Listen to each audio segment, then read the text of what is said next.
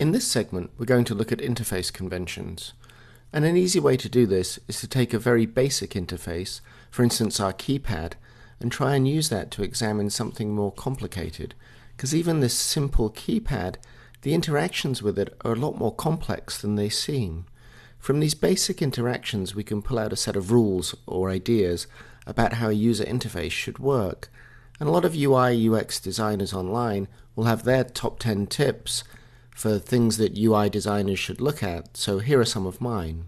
We're going to take this list and examine them one at a time and see how they work when applied to even a very simple interface like the keypad.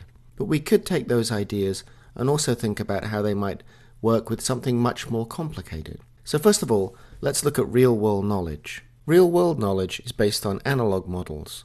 Early interfaces were clearly based on these real-world models, where they were simulations of physical things and objects that existed in the real world. It's less so with contemporary interfaces, but some of that vocabulary still lingers on. We still talk about buttons and menus, for example, that are physical things. With our keypad, for instance, we recognize digital buttons because we've experienced buttons in the real world, so we have an idea about how they're going to work. And this brings us on to our next topic, which is learned behavior or conventions. Because we already know how interface elements work, for instance the button, even though this is a flat representation on a screen rather than being physical, we draw a correlation between how the button works in the real world and then knowing how the button is going to work in the digital world. Cause and effect looks at action and reaction. When we press a button, we know that something is going to happen. We have an expectation already about how it works. Often the thing that happens is going to happen somewhere else, but if that button is combined with words or numbers or symbols that are associated with it, then we have an expectation of what the button is going to do, of what's actually going to happen when we press it. Consistency looks at a logical or systematic approach to design. If our buttons look the same, then they should act in a similar or systematic way.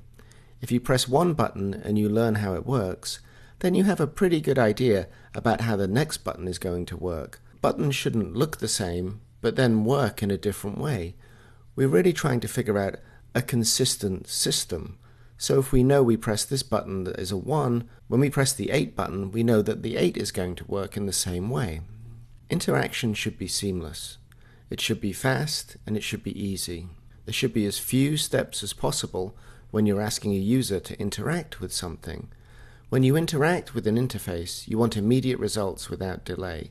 You want whatever you want to happen, and you want it to happen now. There's nothing worse than clicking or tapping and nothing happening. It breeds frustration in the user and leads to dissatisfaction with the interface. Immediate intuition. In other words, a few interactions can teach a lot. Once a user's learned how a button works, they can intuitively know how a whole set of buttons work. By extension, they might also know how similar digital buttons work, even if they're going to look and function in a different way.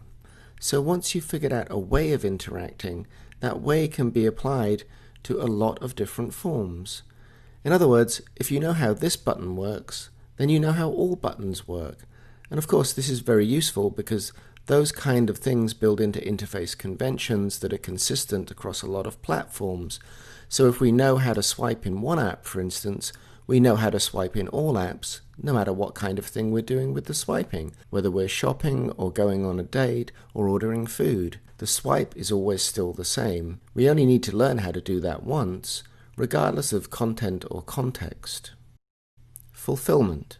In other words, payoff or results. If we take the time to press a button to interact with an interface, we expect something to happen. We expect a small sense of gratification or fulfillment. We want to believe that a screen-based digital interaction has real value.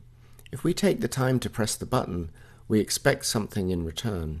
As a user, it gives us a sense of value with the interface that we're interacting with. It gives us a sense that we're important, that whatever we do, we're going to get something back from the interface itself for our investment.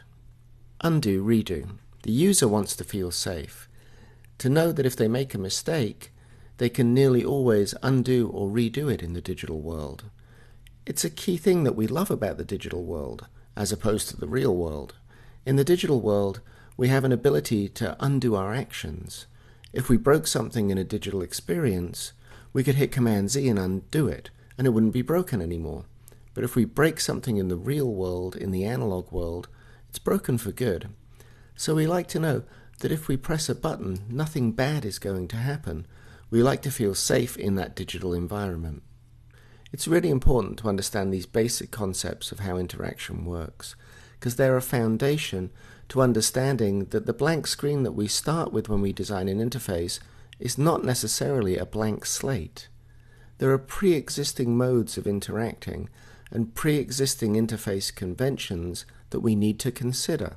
We need to think about what does the user bring to the interface in terms of what the user already knows about how interfaces work, how interaction works.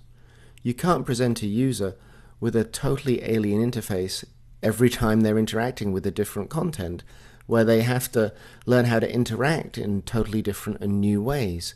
But at the same time, you don't want to give them such a conventional interface that there's nothing interesting or engaging or original about that experience.